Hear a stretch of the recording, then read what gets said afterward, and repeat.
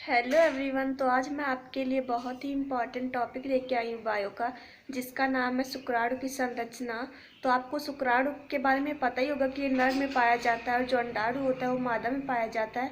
तो ये दोनों ही टॉपिक, अंडाणु व शुक्राणु, दोनों ही महत्वपूर्ण है। लेकिन क्या होता है कि हम लोग दोनों ये ध्यान नहीं देते हैं, लेकिन आपको ये ध्यान देना होगा कि हाँ, ये दोनों इम्पॉर्टेंट टॉपिक हैं। तो इसमें से आज मैं शुक्राणु की संरचना लेके आई हूँ टॉपिक, जो कि बहुत इम्पॉर्टेंट है। और कुछ देर बाद या कुछ दिनों बाद मैं अंडाणु की संरचना भी अपलोड करूँगी, तो वो भी आप देख लीजिएगा। तो मिलते हैं आगे वीडियो में। कैसा लगा तो ज़रूर कमेंट करिएगा।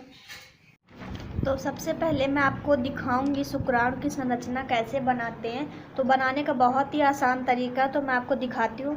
तो सबसे पहले आपको क्या करना है, एक ऐसे गोला टाइप में खींचना है, गोला नहीं, ऐसे दिल टाइप में, जैसे कि आप बचपन में दिल बनाया करते थे, सेम वैसे ही। तो ये देखिए, ये उल्टा हमने बना लिया है। और अगर हम ऐसे करें तो ये देखिए दिल टाइप में है कि नहीं। तो अगर आपको ऐसे ही बनाना है तो ऐसे घुमा के, तो आपको ऐसे करना है कि इसके ऊपर आपको एक ऐसे और फेरना है, इसके जस्ट मिलती हुई लाइन खींचनी है, लेकिन ज़्यादा हटा के नहीं खींचना है।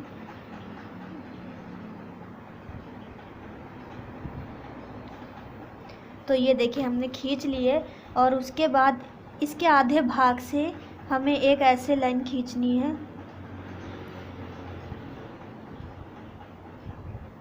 तो ये देखिए यहाँ भी दोहरा के ही लाइन खींचनी है, ये देखिए। तो ऐसे खींचा और यहीं पे आधी पे हमने फिर से हमें ऐसे करना है, जैसे बगल किया है सेम वैसे। तो ये देखिए, और फिर हमें यहीं पे दोहरा के लाइन खींचनी है, जैसे कि हमने बगल खींचा था। तो ये देखिए हो गया। और फिर जो हमारा ये पार्ट है, ये देखो जहाँ पे हमने छोड़ा था, यहाँ पे ऊपर की साइड लेके जाना है, यहाँ भी ऊपर लेके जाना है।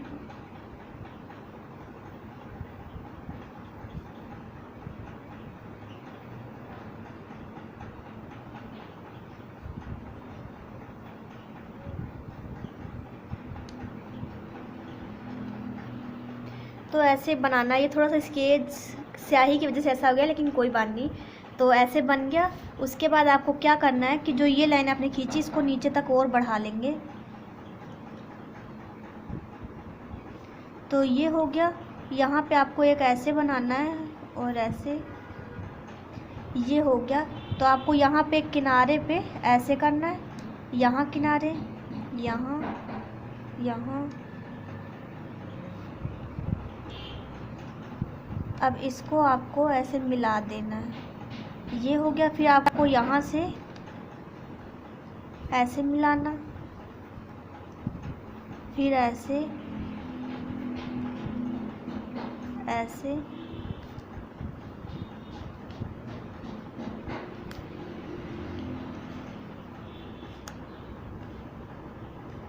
तो ऐसे आपको बनाना है।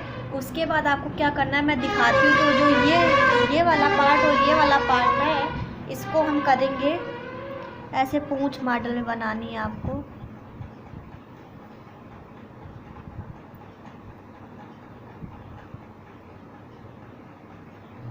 ऐसे। और बीचों बीच से आपको क्या करना है, जो एक लाइन आई हुई है यहाँ से,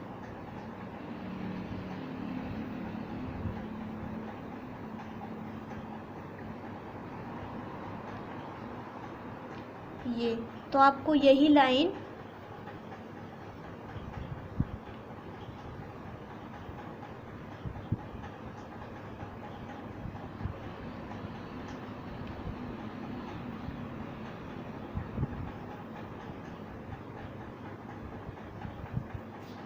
ऐसे करनी है।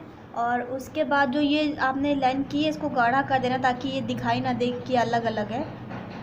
तो आप पूरा कर लेना। मेरे पास इतना समय नहीं, अगर मैं अब करूँगी तो फिर देर भी हो जाएगी, लेकिन मैं नॉर्मली कर दे रही हूँ। आप एकदम अच्छे से गाढ़ा गाढ़ा कर लेना। और उसके बाद आपको दिखाना है कि क्या हुआ है।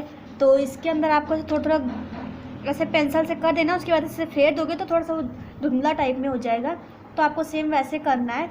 और सबसे पहले हम करेंगे कि जो ये भाग है, यहाँ से लेके और यहाँ तक, इसको कहते हैं शीर्ष।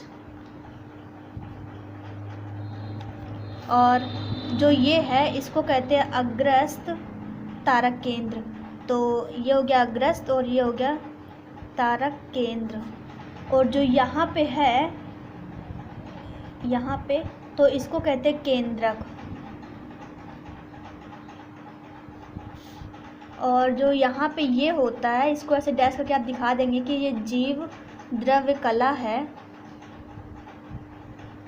कला हो गया। और जो ये है इसको कहते हैं अग्रपिंड। इसके बाद बीच में जो स्थान है उसको कहते हैं अग्रपिंडक। तो ये हो गया।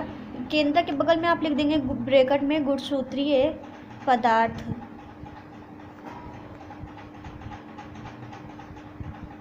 ये हो गया अग्रस्त तारक केंद्रक हो गया। और जो यहाँ पे है इसको कहते हैं ग्रीवा। ये हो गया। और ये जो पूरा पार्ट है इसको कहते हैं मध्य। तो आप कैसे याद रखेंगे, जो यहाँ पे ये पूरा इतना पार्ट है इसको कहते हैं शीर्ष, जो यहाँ बीच में उसको कहते हैं ग्रीवा, और जो यहाँ पे इसको कहते हैं केंद्रक, और जो यहाँ बीच में खाली स्थान है उसको कहते हैं अग्रपिंडक, और सबसे ऊपर जो है उसको कहते हैं जीवद्रव्य कला। तो इतना भाग आपको समझ में आ गया होगा। तो ये जो नीचे मैंने पूंछ टाइप में दिखाई इसको पूंछ ही कहते हैं। तो ये देखिए। और जो ये है ये वाला भाग इसको कहते हैं तैरने के लिए ऊर्जा स्रोत। तो लिख देते हैं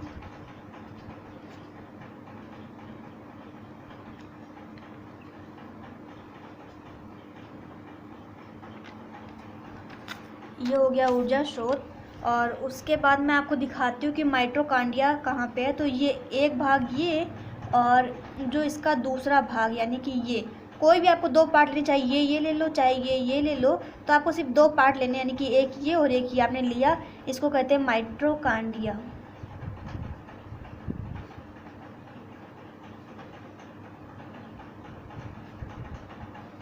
ये होगी माइटोकॉन्ड्रिया।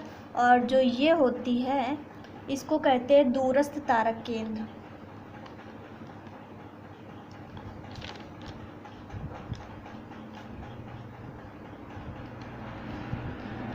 ये पूरा पार्ट हो गया। तो आपको ये चित्र समझ आ गया होगा अच्छे से।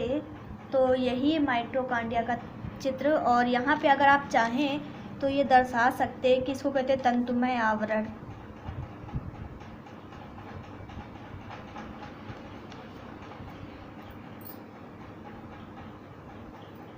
तो यही चित्र है, ये देखिए। तो ये देखिए,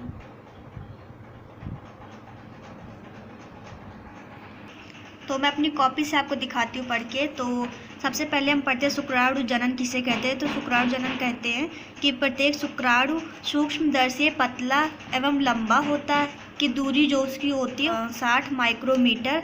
और उसके बाद लिखा है कि यह निम्न भागों में विभाजित होता है। तो पहला होता है शीर्ष, दूसरा होता है ग्रीवा, तीसरा होता है मध्य भाग, और जो चौथा होता है उसको कहते हैं पूंछ।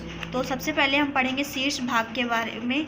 तो शीर्ष भाग को क्या कहते हैं, हेड कहते हैं। ये तो आपको भी पता है, तो हम पढ़ते हैं इसके अंतर्गत। तो यह शुक्राणु का ऊपरी शीर्ष भाग होता है, जिसमें एक बड़ा एवं अगुणित केंद्रक होता है, जिसके शीर्ष के अग्रभाग पर टोपी नुमा संरचना होती है, जिसे अग्रपिंडक एक्रोसोम अग्रपिंडक, जिसका निर्माण गोल्जी कॉइल से होता है। तो दूसरा जो भाग है वो होता है ग्रीवा, जिसको कहते हैं नेक, यानी कि गर्दन। तो यह भाग छोटा होता है, जिसमें दो तारक केंद्रक होते हैं। अग्र तारक केंद्र ग्रीवा में तथा दूरस्थ तारक केंद्र शुक्राणु के अक्षीय सूत्र के निर्माण में सहायक होता है। और जो मध्य भाग होता है उसको कहते हैं मिडिल प्लेस। तो इसके अंतर्गत हम शुक्राणु का मध्य भाग शक्ति ग्रह कहलाता है, अर्थात इसमें जो शक्ति होती है वो मध्य भाग में उपस्थित होती है। तो आगे हम बढ़ते हैं कि मध्य खंड तथा पूंछ के पक्षमाप तथा काशाप की भाषा क्रम में सूक्ष्म नलिकाएं उपस्थित होती हैं। इन नलिकाओं पर माइटोकॉन्ड्रिया उपस्थित होती है तथा शुक्राणु को गमन हेतु ऊर्जा प्रदान करता है। तो पूंछ को कहते हैं टेल, यानी कि पूंछ होती है। तो यह शुक्राणु का अंतिम लंबा भाग होता है, जो जीवद्रव्य को झिल्ली के रूप में होता है। दूरस्थ तारक केंद्र से निर्मित अक्षीय सूत्र के मध्य से होकर शुक्राणु गुजरता है। तो इसमें आप नोट पॉइंट में लिख लेंगे कि मैथुन क्रिया में लगभग 30 या 40 करोड़ शुक्राणु उत्सर्जित होते हैं। सामान्यतः जनन क्षमता के लगभग 60% शुक्राणु सामान्य आकार एवं आकृति में होना आवश्यक होता है, जिसमें 40% शुक्राणु तीव्र गतिशील होना आवश्यक होता है। तो यही है पूरी संरचना। तो आपको ये वीडियो कैसा लगा तो बताइएगा। मिलते हैं अगले वीडियो में, तब तक के लिए बाय।